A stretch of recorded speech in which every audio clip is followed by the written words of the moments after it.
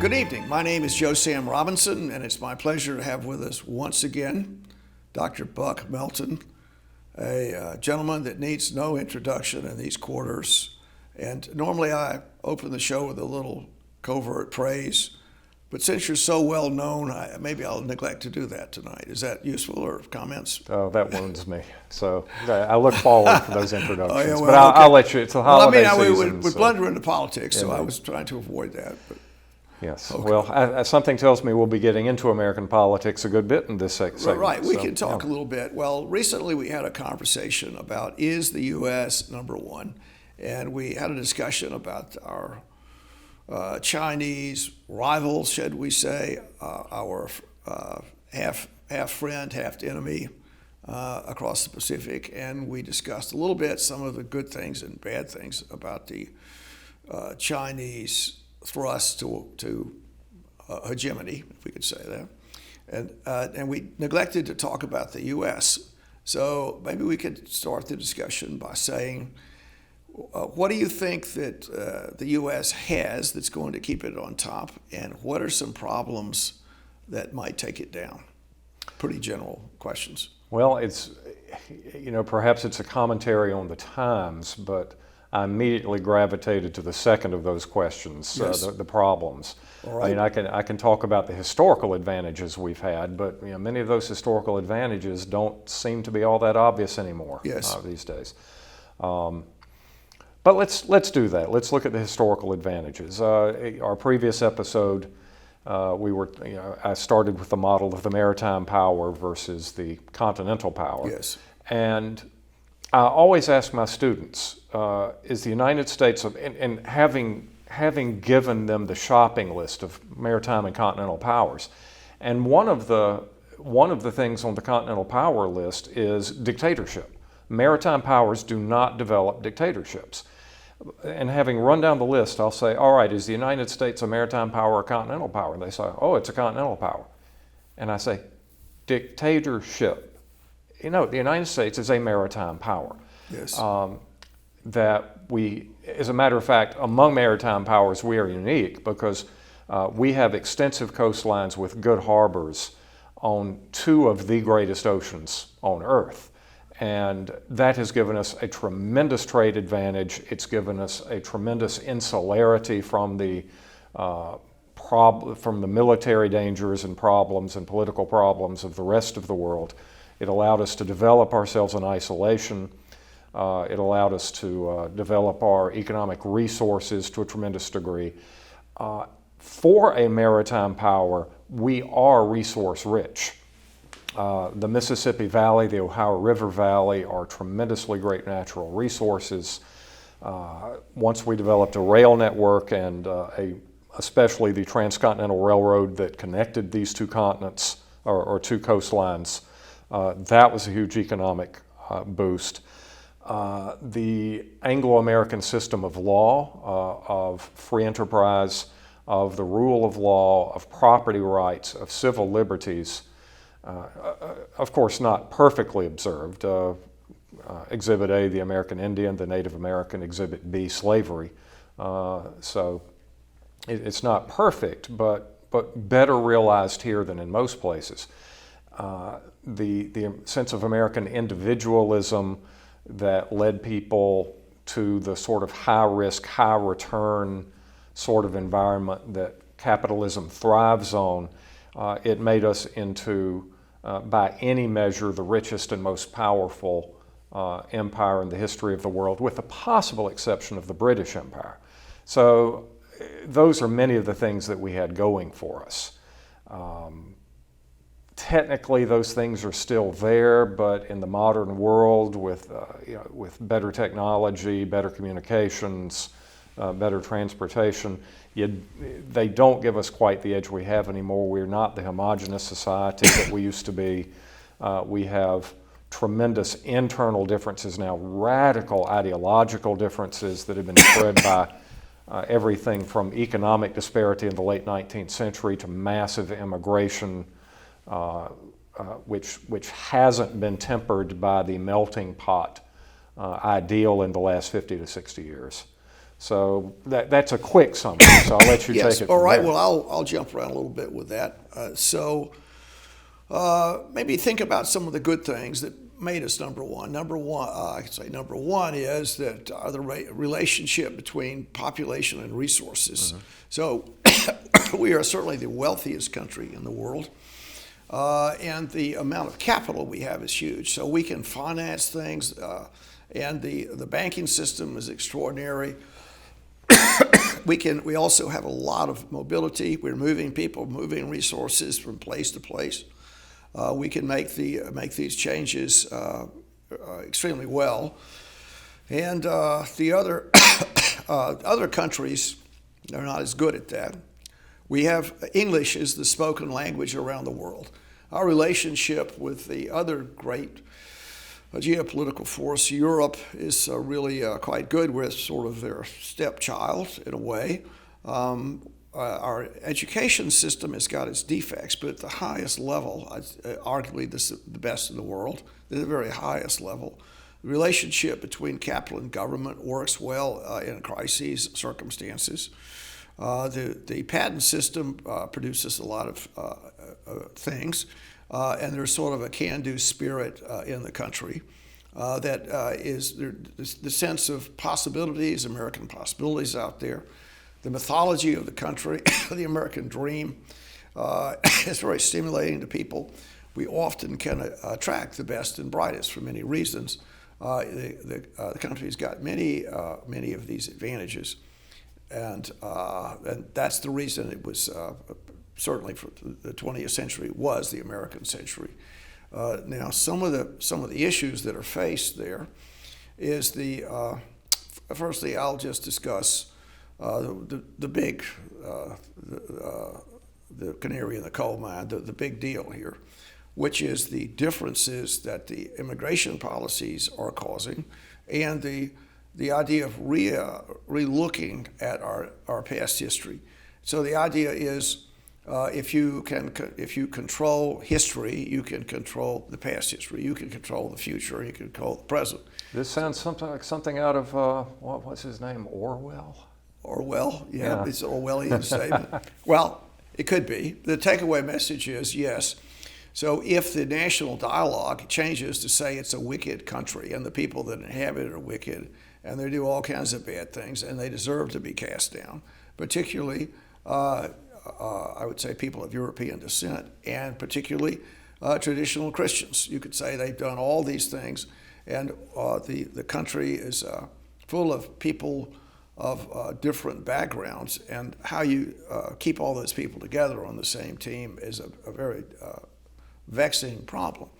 Along those lines, one thing that struck me is I was watching on C-SPAN. There was a British, I guess, commission talking, and they had Labour there, and they had the Conservative Party, the two major parties, and they were just chatting about let's do this, and the amount of civility, the amount of understanding, the amount of restraint was just tremendous, I thought.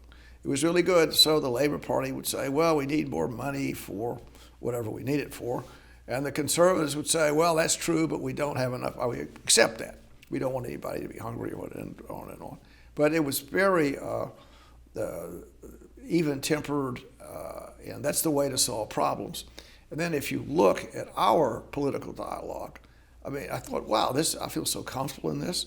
And just watching any kind of American political dialogue here, it's terrible. Recourse to the words Nazi and fascist are so common now, all across the spectrum. You're just a wicked person, and you to be on whatever political stamp you bear, you need to be destroyed.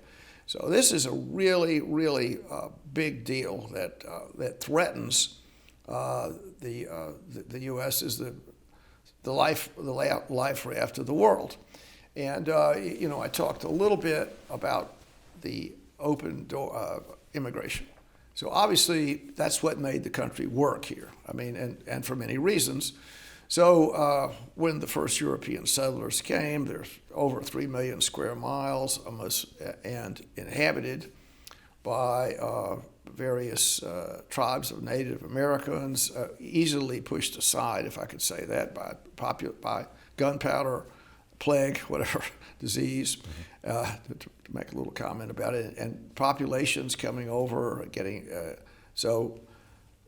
in doing that, the immigrants were needed. The preponderant number came from Western Europe.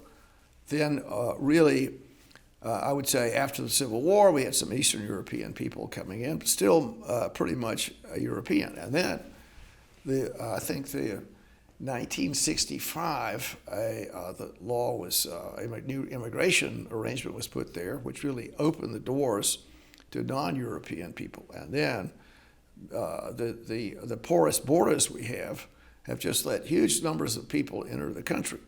And that you could make the case these are going to be useful, good citizens, but it is a vexing time for government policies how to handle that. And that's going to require some redistribution of wealth, which it causes all kinds of social tension. So if people need whatever they need, the government has got to move tax money around or borrow the money, which provokes all kinds of financial difficulties.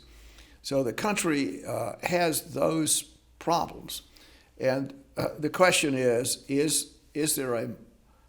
does the country need to accept a moral commitment to get those problems solved in order to use its moral viewpoint as a guidepost, a lighthouse for the rest of the world here? Is that something that could be considered? And I don't think with that high ambition, it doesn't seem to me the political class is responding to that. They've got those Neolithic brains. They think somebody's their enemy. They've got their narrow mission of being reelected and possibly extracting some money out of the process, or whatever normal human ambition would be. They're certainly, I don't think, easily knowledgeable enough to handle the problem. Do I sound mean here? But that seems to be something that's a real issue right now. So how can we, number one, I think people, I'll say this, like to say USA when something happens. We win a football game or whatever, or the U.S. does something that's good.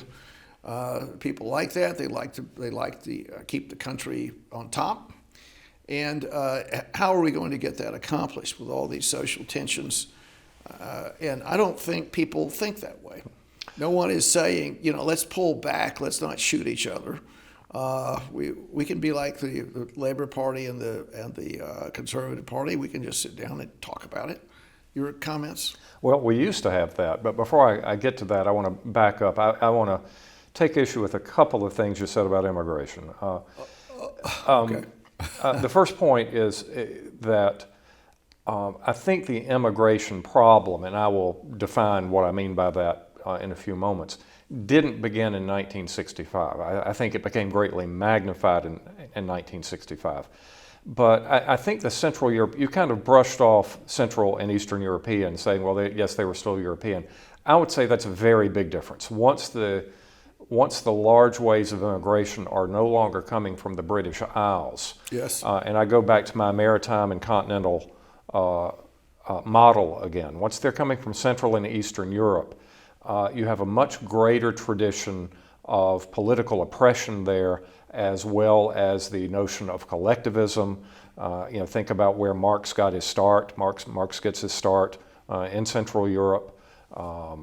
He's drawing on Rousseau, who is still in continental Europe.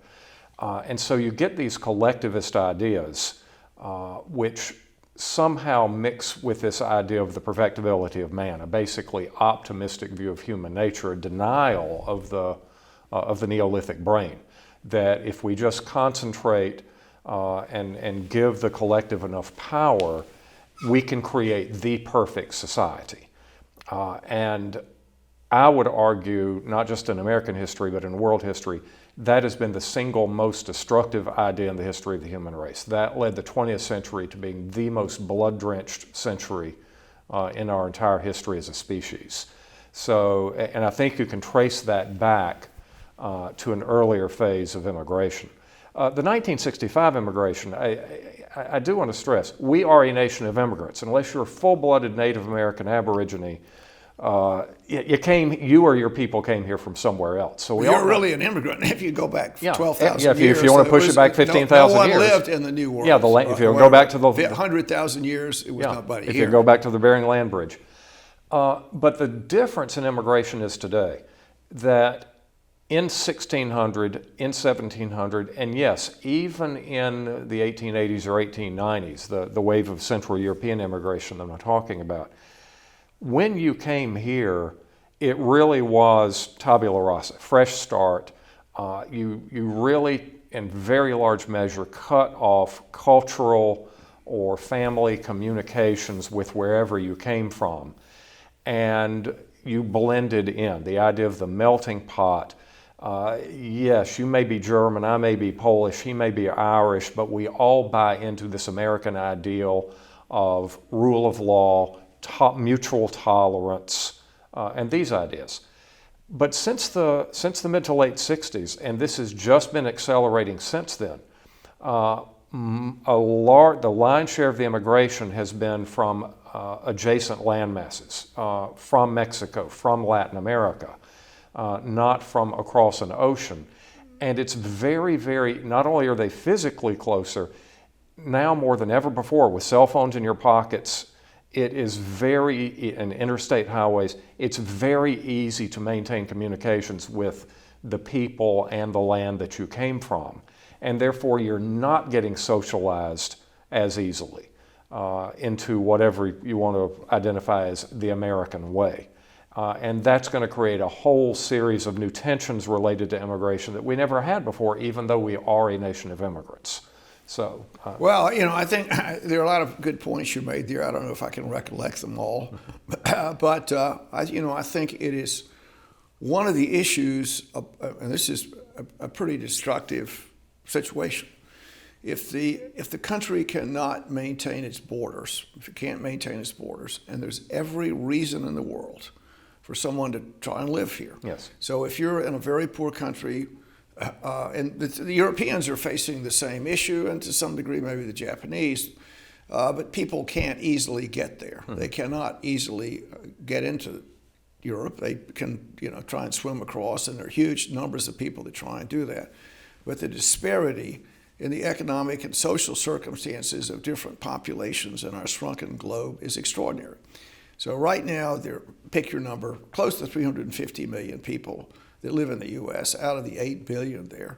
And the whole circumstances here are infinitely better than anywhere else.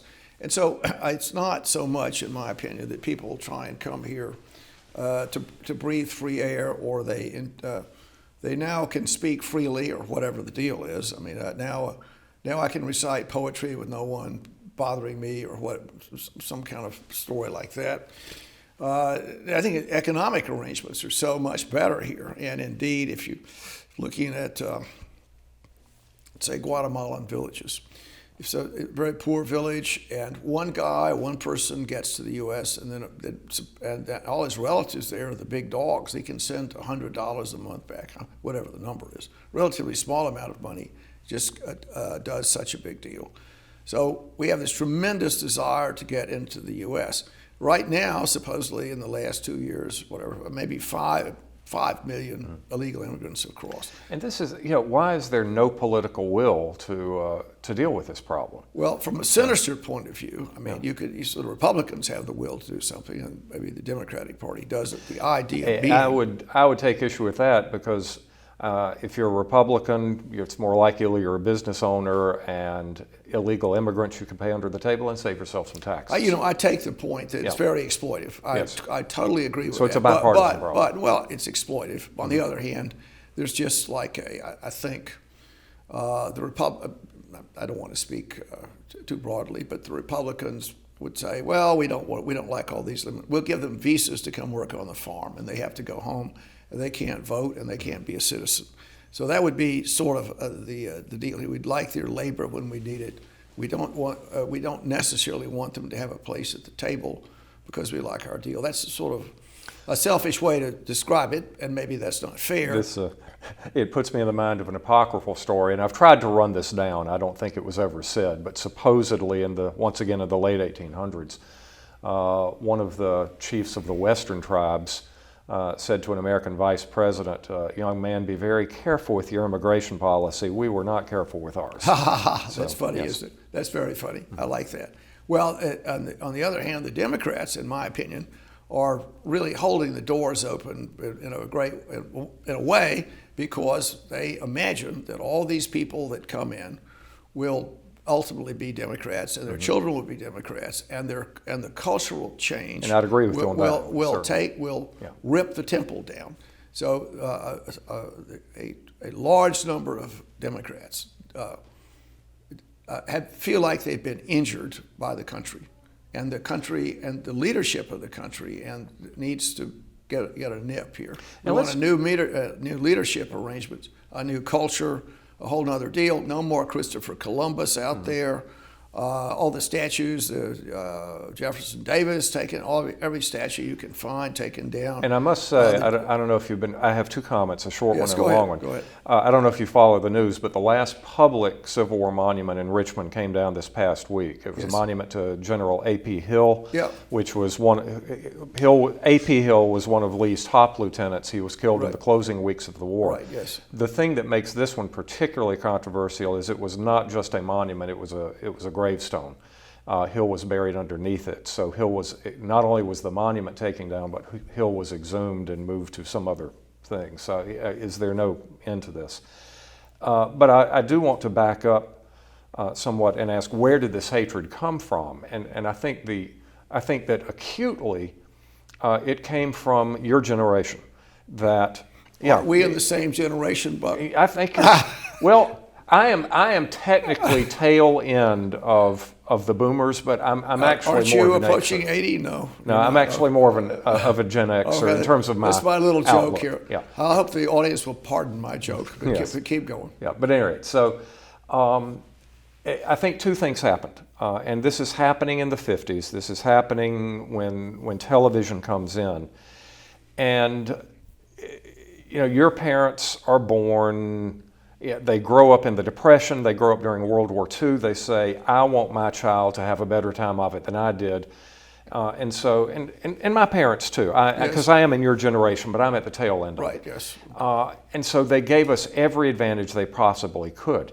Well, one of those advantages was television. The American century, modern tech, high tech. So what did these children see when they were growing up, and what did they experience?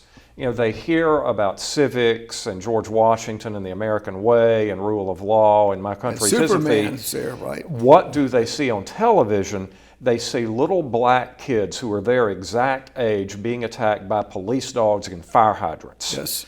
By uniformed officers. And who else wore uniforms in mid-century? The Nazis.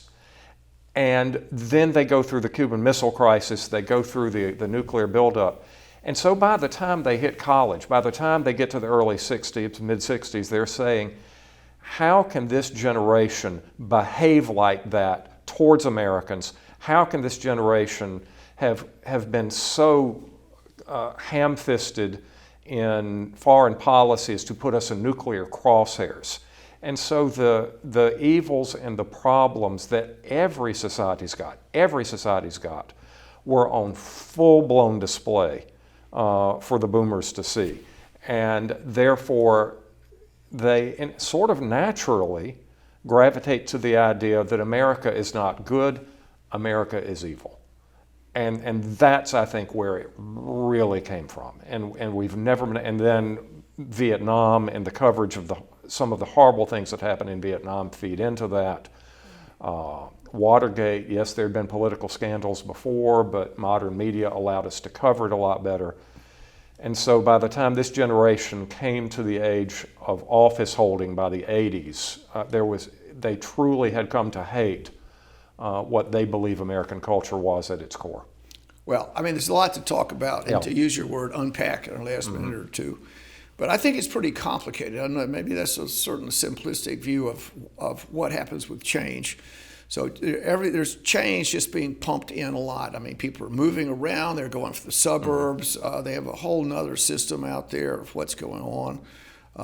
And the rational power that religion exercised, it was being probed, and it was under review, you could say. Also, the natural tendency of the young is to replace the old, and a lot of this was economic. So that's you're young, you've got $5, and this rich old guy drives by in his Cadillac and splashes mud on you, whatever. Power to the people, that sort of thing, and asserting yourself against a new power dynamic. That's one of the things. The other thing, you mentioned earlier the immigration story. So many people, a huge number of people, were not part of the traditional country, its history, and they say, well, my family's from Poland. I don't know if I can necessarily accept this, or I'm Irish, and these guys remind me of the landowning class in Britain or whatever, and I'm trying to make my way through an alien place. And in family, a lot of these troubles were intrinsic and had to be faced just because of the nature of the history. So if you could put together some kind of path to nationhood where it was acceptable to injure a lot of people, that's fine. And that we're not going to talk about it, then okay. But certainly it's the conflict between slavery and the quote American ideals. There's a lot to get over with that. And how you do that, that's a big thing. The other thing is requiring the idea of the draft. So, I'm a free American citizen. I'm floating around here. I think I want to go with the Beach Boys and drink beer, and I want to try some of this marijuana out, and I want to work on my suntan, whatever people want to do. And hey, you can't do that. Instead, we're going to send you these European descended the officer corps, the people in the draft board, that are in power, are sending a lot of people over to extremely unpleasant circumstances, and a lot of the people that made inquiries into this would say this is a excess in government policy. And then family, a lot of what goes on with the idea of protecting property is suspect. I mean, is that morally correct to just have someone have a tremendous property? Is that the right thing? Human beings were property, is that a good thing? And then what's going on overseas in the post-colonial world? So it looks like for some immoral reasons, these Europeans have just been doing all kinds of bad things to people, and it's natural that they would want to reject that. And the whole deal with classical Marxism was extremely attractive to great groups of people, particularly people that, as you mentioned earlier, were fighting the system in Europe that existed. So a lot of people, and they're still there. Bernie Sanders might be one of them. Their family are traditionally to the left, and they don't totally accept the colonial world which also comes close to Nazism, if I could say that. One group of people has been christened by God to dominate everybody else. So all those things played a role. Now it's about time to stop here, Bucket. You have a final comment here. No, I think too much to unpack in the final comment, except that it goes back to the ancient Chinese curse, may you live in interesting times. I think I'm afraid to say that our times are going to be very interesting over the next generation or so. It's quite spooky out there. It's quite spooky. Well, thank you for being with Indeed. us, and we'll talk soon. Happy holidays. Thank you. Thanks. This program is brought to you by the Georgia Neurosurgical Institute. For over 50 years, rendering neurosurgical care to patients of all social conditions, treating complicated problems involving the brain, spine, spinal cord, and peripheral nerves, endeavoring to encourage quality care medical research, innovation, and education on a local, national, and international basis.